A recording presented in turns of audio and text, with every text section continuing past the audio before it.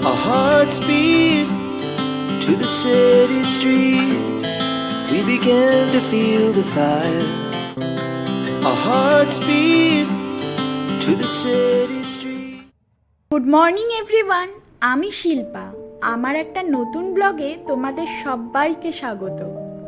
আশা করি তোমরা সবাই খুব ভালো আছো আর আমিও খুব ভালো আছি। এখন ঘড়িতে বাজে প্রায় সকাল 6:45 মতন, আর আমি এখন ছটপট করে আমার আর দীপের দুজনেরই ব্রেকফাস্ট একসঙ্গে রেডি করে নিচ্ছি। আজকে ব্রেকফাস্টে বানাচ্ছি দুধ আর মুসুলি, একদমই ইজি আর ভীষণই হেলদি।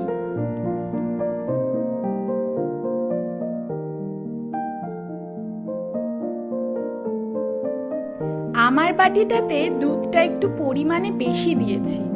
দীপের আসলে দুধটা না অতটা সহ্য হয় না, ওর দুধটা একটু বেশি খেলেই পেট খারাপ হয়ে যায়। ও তো আমাকে বলেছে ওর ছোটবেলা থেকেই এটাই প্রবলেম, তার জন্য আমি ওকে দুধের সাথে বেশি করে জল মিশিয়ে তারপর দিই, তাতে ওর অতটা প্রবলেম হয় না। আমি মুসুলির সাথে হালকা খেজুরও অ্যাড করে দিয়েছি। আমার পার্সোনালি খেজুর খেতে না ভীষণ ভালো লাগে।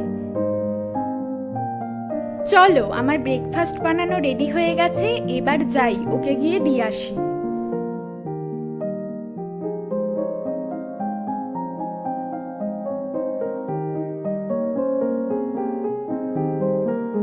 দীপ খেয়ে চলে গেছে অফিস, আর আমি এখন চলে এসেছি আমার ঘরের জানলাটার সামনে। এখানে আমি বসে বসে শান্তিভাবে আমার ব্রেকফাস্টটা এনজয় করব আর কিছুক্ষণ কোয়ালিটি টাইম স্পেন্ড করব।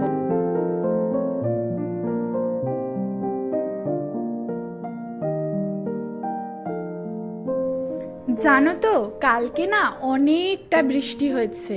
বিকালবেলা এত সুন্দর বৃষ্টি হয়েছে, আর কালকে তো ওয়েদারটা ভীষণ ভালো ছিল, আর আজকে সকাল থেকেও একদম রোদ ওঠেনি, ওয়েদারটা খুব ভালো আছে। জানি না এরপর কি হবে। তোমরা হয়তো টাইটেল দেখে বুঝে গেছো আমি তোমাদেরকে এখানকার গ্রীষ্মকাল সম্বন্ধে বলবো, কিন্তু হয়তো ভাবছো যে এখানে তো বৃষ্টি হয়, গ্রীষ্মকাল বলতে কেমন হবে, বুঝতে পারছো না। দাঁড়াও আমি তোমাদেরকে সবটা একদম গুছিয়ে বলছি।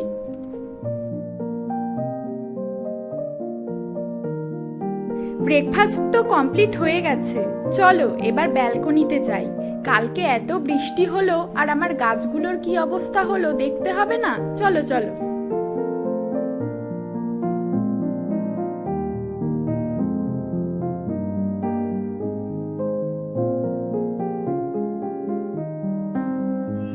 এই দেখো, এগুলো কি গাছ বলো তো? এগুলো হলো লঙ্কা গাছ। হ্যাঁ, এই লঙ্কা গাছগুলো জানো পুরো মরে গেছিল, মানে মরে যাওয়ার মতো অবস্থা। কালকে বৃষ্টিতে সব গাছগুলো এত সুন্দরভাবে বেঁচে উঠেছে, আমি তো খুব খুশি। আর এই যে হলো মিনি টগর গাছ, এটা আগের দিন আনলাম আর আজকে একটা ফুলও ফুটে গেছে।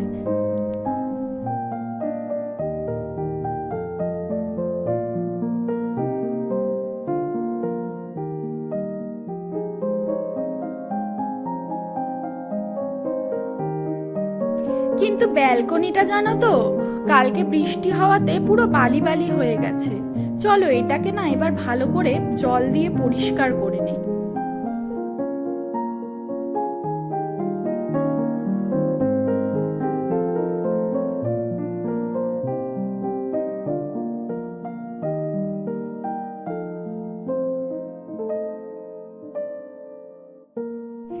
পরিষ্কার করতে করতে চলো তোমাদের সাথে একটু গল্প করে নিই।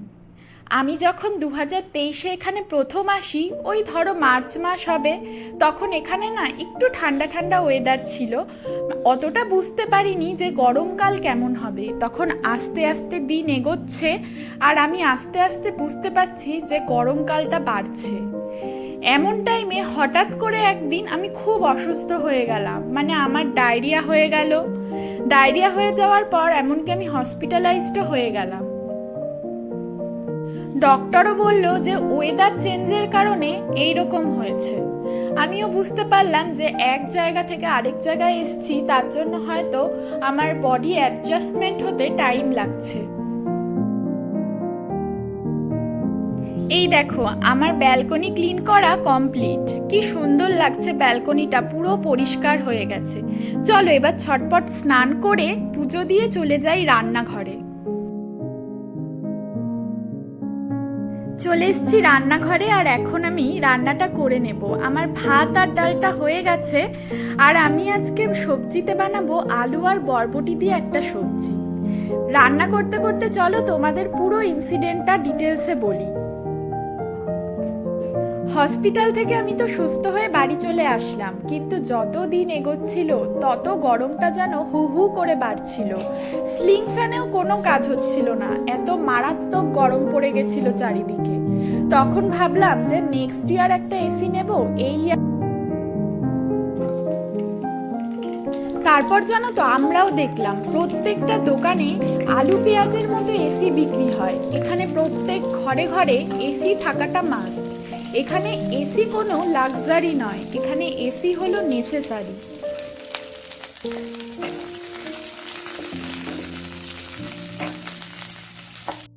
দেখো পেঁয়াজ আর লঙ্কাটা পুরো ভাজা ভাজা হয়ে গেছে। এবার আমি এটাতে একটা মশলার পেস্ট দিয়ে দেব।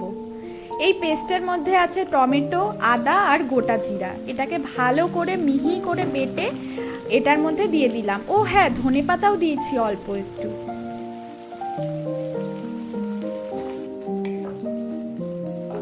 এবার চলো চলে আসি গল্পতে।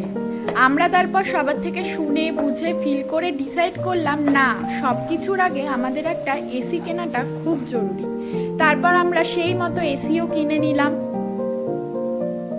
আর কি বলতো, এখানে আমরা যে ফ্ল্যাটে থাকি সেই ফ্ল্যাটটা একদম 3 তলায়, মানে 3 তলার ওপরে একদম পুরো ছাদ। আর ছাদে তো রোদ পুরো খা খা করে, সেই রোদটা সবসময় আমাদের ঘরের মধ্যে ঢোকে। তো আমাদের ঘরটায় রীতিমতো অটোমেটিক্যালি গরম হয়ে যায়। তার জন্য আমাদের এসিটা খুবই দরকার ছিল। আর তাছাড়াও যারা নিচে থাকে তাদের ঘরটা মোটামুটি ঠান্ডা থাকলেও এখানে বাইরে বেরোনো খুব মুশকিল দিনের বেলায়, কারণ এখানে যে রোদটা পড়ে সেই রোদটা একটা লুয়ের মতো কাজ করে। মানে এখানকার গরমে কোনো ঘাম হয় না, আর যেটা খুবই খারাপ একটা সিম্পটম।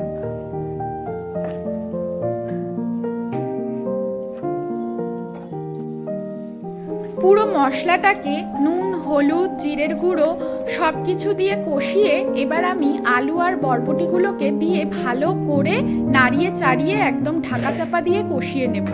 তারপর এটায় পরিমাণ মতো জল ঢেলে দিয়ে ঢেকে দিয়ে কম আঁচ করে দেব। কিছুক্ষণ ফুটে গেলেই রেডি হয়ে যাবে আমার আলু বরবটির সবজি।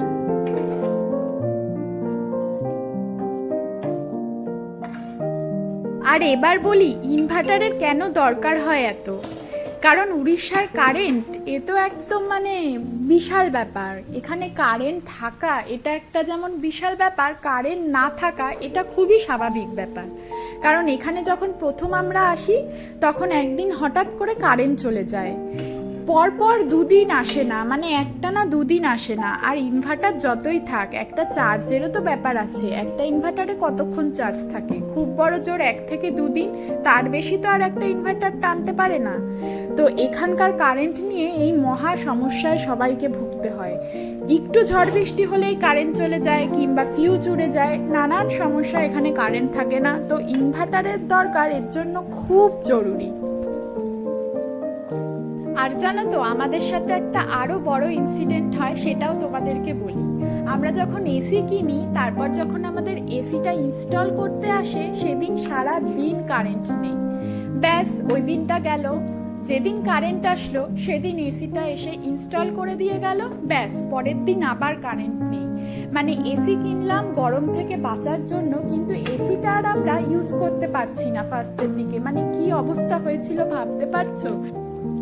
আর কি বলতো, এখানে 12 মাসের মধ্যে 9 মাসই থাকে গরমকাল।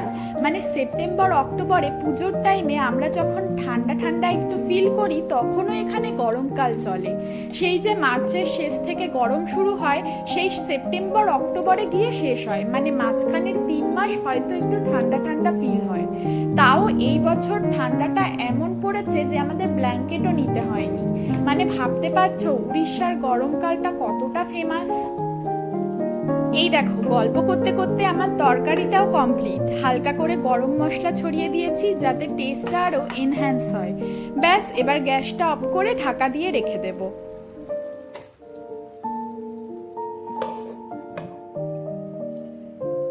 আমার আজকে লাঞ্চের মেনুটা কিন্তু অনেকটাই ভেজের দিকে। ভাত, ডাল আর আলু বরবটির একটা প্লেন সবজি। চলো এবার আমি লাঞ্চটা করে নেই। এই ব্লগটা এখানেই শেষ করছি। দেখা হচ্ছে নেক্সট ব্লগে। ততক্ষণ সবাই খুব ভালো থেকো, সুস্থ থেকো, আর আমার ভিডিওটা ভালো লাগলে একটা লাইক করে দিও। টাটা।